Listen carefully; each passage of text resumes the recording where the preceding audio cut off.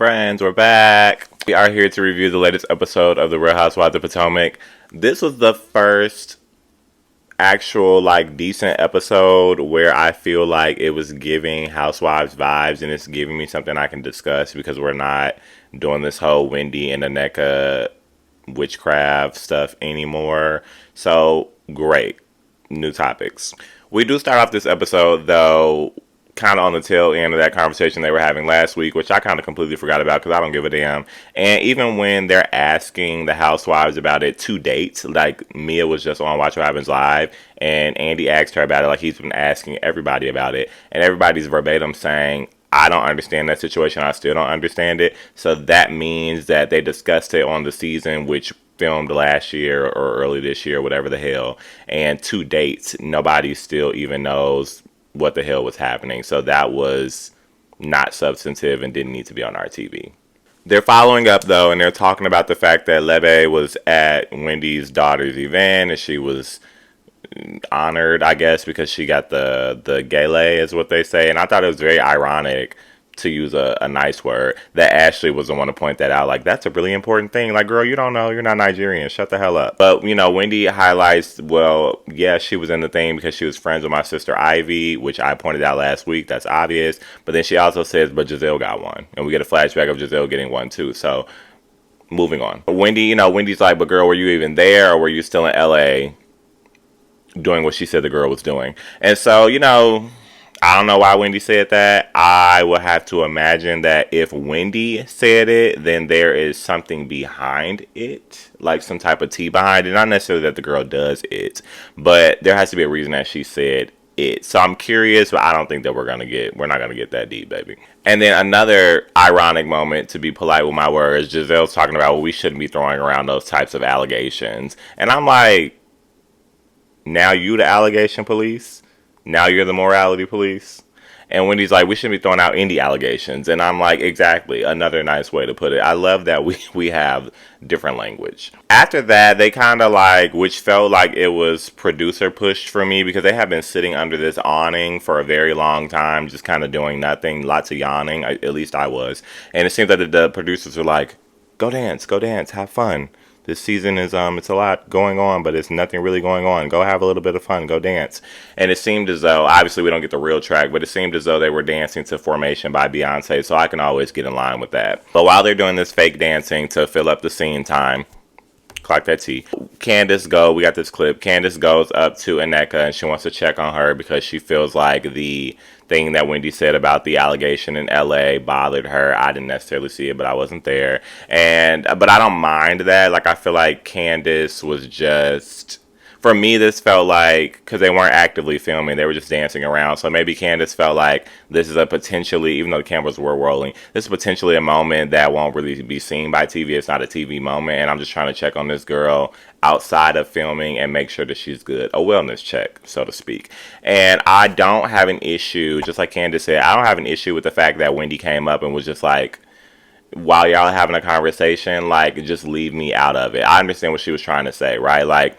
Y'all can have a conversation, form your own relationship. She was saying, do your own thing, have a conversation with the girl, have empathy for her, whatever. But in terms of Aneka and Wendy, those conversations, don't have those. I would like to not even have that discussed. And I don't have a problem with that. I feel like, yeah, set that boundary. Fran, you want to go talk to her? Cool, but leave me out of the discussion because I'm done with the discussion. So I didn't have an issue with that. They then go eat, and I don't love the group scenes where they just kind of break it down and the women are having sex talk. I don't mind a little sex talk. I like a little sex talk with my friends as well. But in terms of y'all filmed for months and then you're on this trip and I'm sure you filmed for at least 23 out of the 24 hours of that day and you feel like we need to fill the episode with that, I don't necessarily agree. But they're having a conversation about doing this and doing that and doing the other. It was enjoyable. It was entertaining. Felt like I could have been watching something else. I did like that, which I don't know how this was prompted, but at least it was a moment and it was some substantive talk. I do like that Aneka shared with the group her story about conceiving, because then it's not just her personal story that we're getting, her storyline on the show, but she's also opening up to the group and allowing them to get to know her in that way. And it was nice to see her and Candace kind of bond through that. They then go to Robyn's room. Like, Robyn invites everybody to her room. And I was thinking, I wonder what prompted Robyn to do that. But then I remembered that Ashley gave her the suite. So I guess, like, it's the biggest room. To me, like, this trip just feels like the ladies are not authentically moving. It seems like production is saying, dance. Okay, now go to lunch. Okay, now go to somebody's hotel room and hang out. And so they go to the room, they attempt to hang out. Immediately, Giselle and Karen are like, we're going to bed. And so they're in there, they're having a good time. Candace, asks for some slippers. She ends up wearing Robyn's slippers, obviously, because she's in Robyn's room. And, obviously, they kiki, they cackle, they have a good time. And as they always say, like, behind the scenes, kind of after hours type times, they always pretty much get along. So Candace was kind of having those feels. And before she went back to her room, she let Robyn know, like, we should talk. And Robyn was like, oh, and I'm like, after I would have received that, I would have been like, okay, girl, never mind, because now you're giving it much. But allegedly, they're supposed to talk. But after what happened later, I don't really see it. Because in the next day, we get Giselle, Ashley, and Robyn linking up in somebody's room. I don't know. And Giselle is giving her loser comments as she always does. And she's like, I was not a good friend to you yesterday, Robyn. Like, I left you in the room with people that don't really care about you and they're not your friends. And Ashley feeding into it per usual because she's a feeder. She's like, yeah, I'm surprised Candace even came to your room. Like, wow, what would Candace be doing in your room? She doesn't even like you. And it's like, oh, maybe because she's working and filming a show just like everybody else. Like, shut up. And to my surprise, Robyn is falling into the BS. Like, I just kind of figure, even if you're not caring for Candace, I just kind of figure if she told you, let's have a conversation yesterday, and you're like, okay, fine. It's weird to me that you're going to go then and talk to Giselle and Ashley, of all people, the gaslighters, and you're just like, yeah, and she wants to have a talk, and kind of like kiki on Candace and cackle on her, like, oh, now she wants to talk to me, and she's just so adamant on this storyline of like, well, Candace is just trashing me on social media. So a little bit after that, they kind of all come together in somebody else's room for some event that Ashley's trying to have. And I don't know how they got into the conversation necessarily, but, Robyn's very passive aggressive, so she's kind of aggressive as well. But she can also be very passive aggressive. And she brings up this point of like, well, I only open up and I only speak to people that reach out to me to see if I'm doing well, like not people that are like trying to come at me. And Candace was like, oh, well, is that why, like, after I reached out to you, you didn't respond? And it said her text that Candace sent was 2 days after something. I don't know, whatever, irrelevant. But essentially the text was Candace just acknowledging that Robyn was going through something and basically saying, like, I see you, or whatever. It wasn't a huge deal. It was just kind of like it was a humanity type of text message that you would typically send. Nothing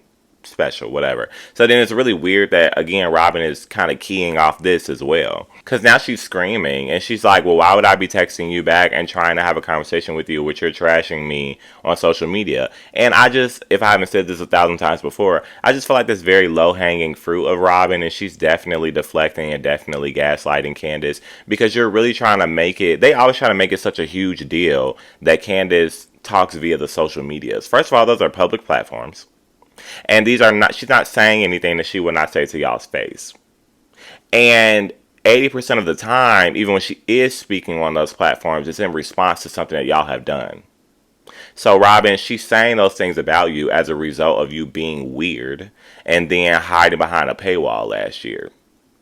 So I don't know where this, like, oh my God, I'm like a victim card comes in from Robyn of all places. But Robyn's a victim, according to Robyn. And she's like, I've been through it. Like, I don't know why you're trashing me on social media. And Candace is like, girl, if anybody has been through it, I've been through it. Like, I definitely went through it last year. Do you remember your bestie was making up allegations about my husband, which she's still saying that he put me in a room and made me close the door? Like, are we awake? Robyn's like, well, you haven't been going through it at my expense. And Karen jumps in and she's like, yes, she has, girl. Like, that's the whole conversation that we're having here. Like, I don't know how well to put those puzzle pieces together for Giselle and Robyn. Like, y'all literally made up this podcast and then went on there unprovoked, spilling tea about why I'm cheating on you all of a sudden, and then hiding it behind a Patreon $5 paywall. But we had literally just ended a season where there was nothing said about any of that. but y'all were talking about Candace and her husband the entire time. Like, are you not understanding why that may be weird and why people may have adverse reactions to that? Like, I just don't understand what's going on up here for Robyn and Giselle. And Karen's trying to break it down to her, like, girl, you lied all year. Like, you're not holding yourself accountable. Like, you wanted to kiki and you wanted to cackle with your bestie at the expense of both Karen and Candace and Wendy, because they've all been targets of, like, rumors and BS every single season at their expense. And then you jump on Patreon, and now there's this story of, well, Juan cheated on me, but I don't care because I love him. I'm going to stand beside him. Girl, you could have said that on the show. So, yeah, Karen's right. Like, girl, Robyn, you have not held yourself accountable. And she's literally getting upset, and she's standing up, as she always does, very aggressively. And she's just like, everybody's trying to attack me. And it's like, I hate that very, like, fine line that victims create in their head where it's like being held accountable, being attacked. Those things don't mesh as closely together as y'all think that they do. Like, there are very clear distinctions between the two. And they're just holding you accountable. They're holding your feet to the fire as you do to everybody. Nobody's attacking you. By the way, you're the only one that's up and screaming and yelling. And they do also say to Robyn, which I think is like like something they were trying to articulate without breaking the fourth wall, but they're like, when you do that paywall stuff, it messes up the integrity of the group. And basically that means, yeah, like, we have this show where we're supposed to come on and talk about stuff, and you're holding our feet to the fire and putting us on defense. So the way that we talk about our personal lives now, we always feel like we're on defense, because people like Giselle, Ashley, and Robyn, y'all always bring stuff up in a messy way. So it makes us come on defense, and that messes up the show. And then we got people like y'all that are doing it to us, but you're hiding your own stories. Like, so now what do we have to give on the show? Like, y'all are messing up the show. And I love that Wendy chimed in, and she's like, okay, because I'm assuming they didn't give much of that conversation's context, but I'm assuming the point that Wendy was trying to make was, okay, if you don't feel like anybody in this friend is your group, and you don't really want to bring that information to the show, because that's what she keeps saying, it's something that happened prior, and they dealt with it. She didn't want to bring it to the show because it wasn't happening at that time. Then, if all those things considered, why not have that conversation with your homegirl, Giselle, and just acknowledge it and say, hey, I was going through a rough time, yada, yada, yada, and keep it moving. And Giselle, you always know it's a lie when somebody says this, and Giselle has been saying this for quite some time. She's like, just because y'all didn't see it doesn't mean we didn't have a conversation about it. And it's like, girl, I don't even know who called out that it was BS, but that's BS. Like, you know, y'all did not have a conversation. The first time that y'all had a conversation about your thoughts about Juan cheating on Robyn were this season. And she went back and cackled on you with Juan about it, and Juan was screaming at you about it. Like, are you awake? So even past that, Candace is in like, okay, girl, you stated last season or on Watch What Happens Live or whatever that you didn't want to see these messages. Like, there was no piece of you that didn't want to see the messages between Juan. And her story, there's a two-sided story that Robyn gives. First of all, she's like, no, I didn't want to see the messages. Like, I believed what Juan told me. But now she's giving us more, and she's saying Juan doesn't even have the messages anymore. Like, he deletes everything. Literally is saying out her mouth, he deletes everything like crazy. And it's like, the flags couldn't be redder, Robyn. Like, they could not be more red. But she also tries to throw shade at one of Juan's mistresses, I guess. And she's like, I also don't talk to thirst buckets. First of all, I haven't heard thirst buckets since 2007. And second of all, like, you trying to get a read in on this girl, but like, I'm gonna leave that alone. But then Giselle's in her confessional, and she's like, you know, to Robyn's credit, there's this thing called trust. And, you know, she has trust with Juan, but she's like, would I be doing it? No. And it's like, that's not trust, baby. That's not trust. That is comfort. That is settle. That is delusion. Even when they're in a car, like, now they're headed to the separate events. Like, one group is going shopping, one group is going to the distillery. I like how Karen just simply breaks it down, because she's like, we got everything that we can get from Robyn, right? Because Candace is asking, like, do you feel like you got enough? And I will have to agree with Karen, like, that is all we're going to get from Robyn. Like, she's like, you look at Robyn's eyes, you can tell she loves him. Like, that's it. That's as far as the elevator's going to go up. And Wendy's like, girl, I don't even care. Like, you know, it is what it is. Like, if Juan want to cheat on her in Potomac and Nigeria and Canada, then let him do his thing. Like, I do not care. And it's weird to hear, I really just want to know how the wheels are turning in ROBYN's head. Like, how is she really assessing the situation? Because she's talking to Aneka and she's like, I'm hoping we haven't scared you away. And she's really on this narrative of, the way that they talk to me is just not a way that you would bring things to a friend. And I'm trying to figure out, when did ROBYN present herself to be a friend to anybody other than Juan and Giselle? And Aneka gives us just like the most influential point of the century when she says, well, ROBYN, ever since I met you a day and a half ago, you've always been transparent. So thank you so much for that, Aneka. And I just know in my heart of hearts that Giselle does not believe the things that she says. I believe that Giselle just speaks because she, even in the adjectives that she uses, I'm surprised that she's not looking into a mirror, or at least like veering off into a mirror, because she has the nerve to say that the ladies, and I want to break this down, this is a sermon. She has the nerve to say that the ladies are making ROBYN's situation about them. Like, trying to bring it out and get ROBYN to be upfront. They're making it about them. And it is disgusting. And I'm like,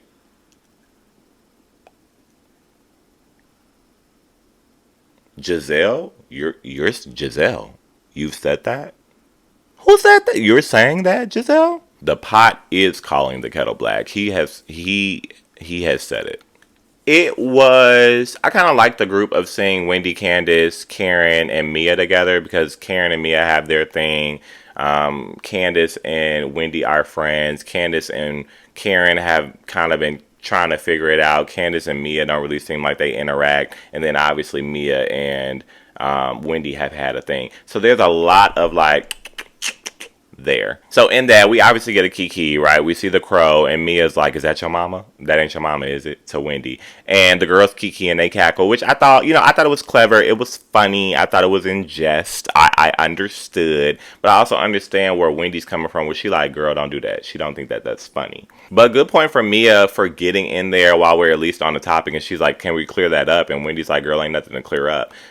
But there kind of is, because I'm even more confused now. Because she was saying like, I'm not saying I'm confused as if it's not believable. It's just like, I'm tired of talking about it. But she does say that like in Catholicism, like they do shrines, but like, and Wendy's like, Mia's like, so you do that? And she's like, no, I'm not saying that. She's saying they do that in Catholicism. And the thing is, her mom is a Catholic. And so she feels like, and Karen agreed, that Aneka threw it out there vaguely and said shrines, kind of leaving that gray area for people to fill in the lines and say negative and assume negative things, when shrines don't necessarily have to be a negative thing. So I definitely understood that, but I don't necessarily think that that's important.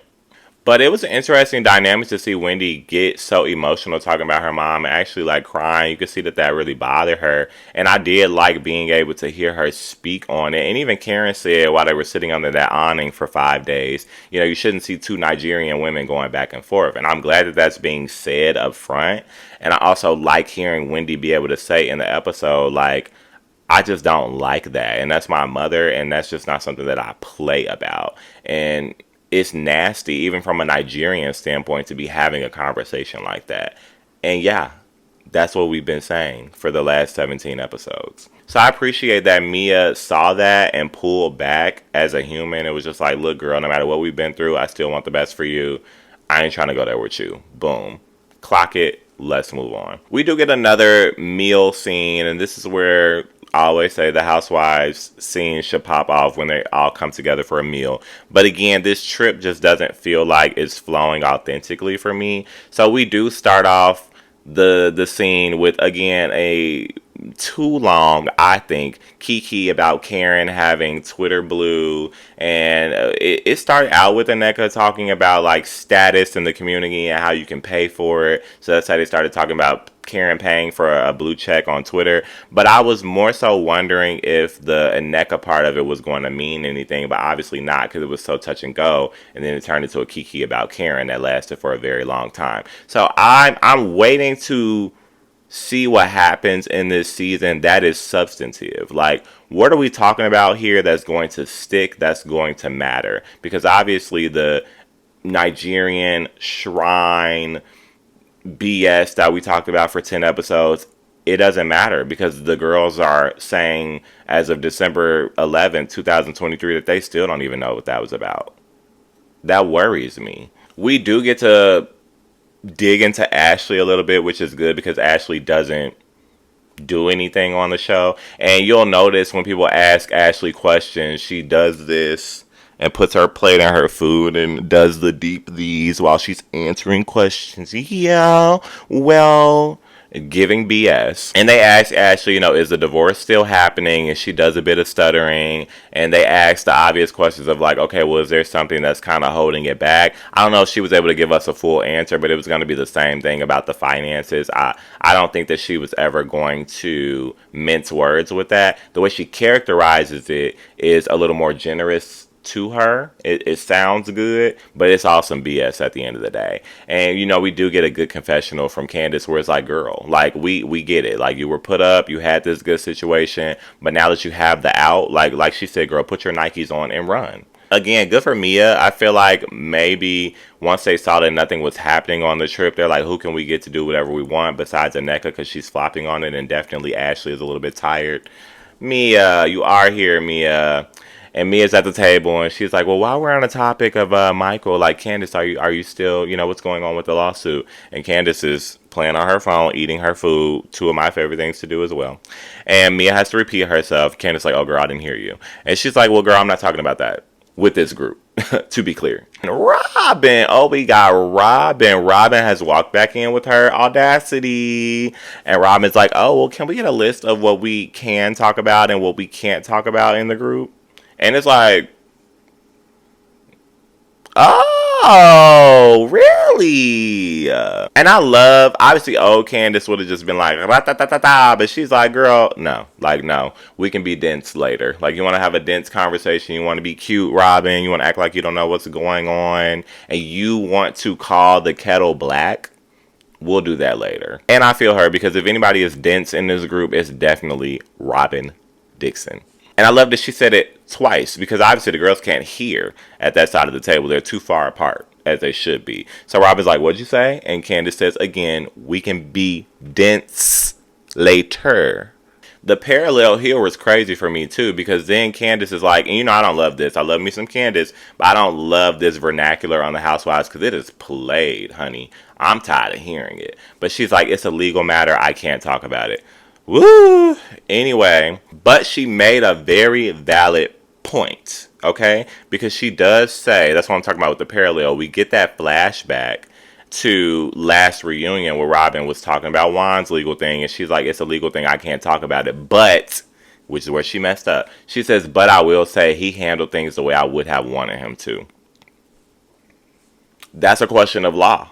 At the end of the day, like, that's what the suit was. They're trying to figure out if Juan did something wrong, and you're saying it's a legal matter, I can't talk about it, but then you're turning around and saying, but he handled things the way I would have wanted him to. So now you're the judge and the jury.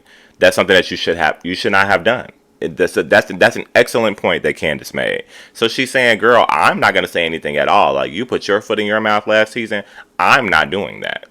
And I respect the hell out of that. But ROBYN is just so convinced that the legal thing had nothing to do with Juan losing his job, so it doesn't matter anyway. And something that I didn't really even think of, Wendy really came in and ate this education lesson up. She's like, girl, that's a Title IX violation. And it is. Like, it's a discriminatory thing that he was being accused of, right? Like, he allegedly was told by one of the players that something was happening to them based on their sexuality. And he's being accused of failing to report it to proper authorities. So there's a discrimination question there. And I would have to agree that if you work for a school, there are a whole, like, Title IX departments at universities. So if you work for a school and you are alleged to have violated a Title IX issue with a child or with a student that you're responsible for, and I'm not saying that he had any fault in it, but if that's something that's at question,